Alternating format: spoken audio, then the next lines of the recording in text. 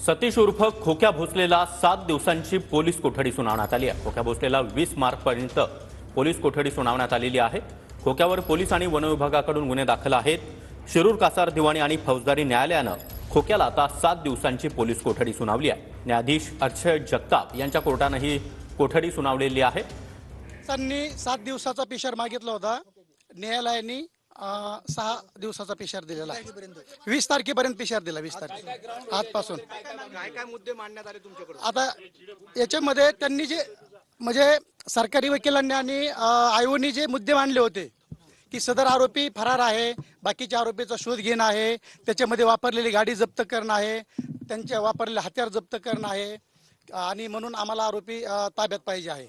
परंतु आमचं म्हणणं असं होतं त्याच्यामध्ये की आता आरोपीचे हत्यार वगैरे जप्त करायच्या बाबतीमध्ये जर त्यांनी मागणी केली आहे तर खोक्याचं ऑलरेडी जे घर आहे सतीश भोसलेंचं ते वन विभागाने पूर्ण उद्ध्वस्त केलेलं आहे। त्यांचं ते घरातलं साहित्य आहे पूर्ण उचलून नेलेलं आहे आणि त्याच्यामध्ये आता नेमकं काय जप्त करणार आहे, त्याच्यामुळे हे काही पिशरचे ग्राउंड नाही आहेत आणि हत्यार एकाच्या हातात दाखवलंय आणि ते सतीश भोसलेकडून जप्त कसं करता येईल ना। तर मी माननीय न्यायालयाला विनंती केली की कमीत कमी पिशर द्यावं, तर माननीय न्यायालयाने 6 दिवसाचा पिशर दिला। सरकारी पक्षाने जी काही बाजू मांडली त्याच्यामध्ये सांगण्यात आलं की कुठले कृत्य करण्यात आले होते, यापूर्वी त्याच्या नावावर किती गुन्हे दाखल आहेत, सगळ्याचा तपास करायचा। नाही, आता सगळ्यात महत्त्वाची गोष्ट अशी आहे की हा जो गुन्हा आहे, हा जो गुन्हा दाखल झाला आहे हा खोटा गुन्हा आहे।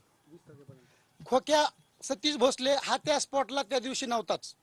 सतीश भोसले हे शिरूरमध्ये होते आणि त्यांना फोन आल्याच्या नंतर जे काही ढाकणे पिता पुत्र आहेत यांना जखमी झाल्याच्या नंतर स्वतःचा पुतण्या आणि स्वतःची पुतणी जखमी असताना सुद्धा सतीश भोसलेंनी त्यांना दवाखान्यात न नेता ह्या ढाकणे पिता पुत्राला ढाकणे हॉस्पिटलला दवाखान्यात ऍडमिट केलेलं आहे।